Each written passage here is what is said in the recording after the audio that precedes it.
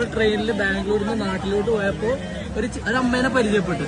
ഇപ്പൊ നമുക്ക് വേണ്ടി സ്നാക്സും കാര്യങ്ങളും എല്ലാം തന്നിട്ടുണ്ട്. അപ്പോഴാണ് അമ്മയുടെ മോളെ ഞങ്ങളടുത്ത് പറഞ്ഞത് ഇന്ന് അമ്മയുടെ ബർത്ത്ഡേ ഉണ്ട്. കൃത്യം 12 മണിയാവുമ്പോ ഈ ട്രെയിനിലത്തെ ബോഗി മൊത്തം നമ്മൾ എല്ലാരെ കൊണ്ട് നമ്മൾ ഇന്ന് വിഷ് ചെയ്യിപ്പിക്കും.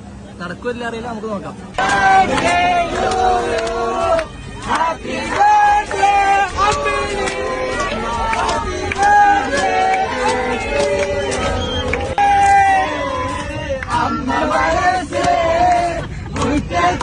മുല്ല പോലെ ഈ തിരുവമ്പാടി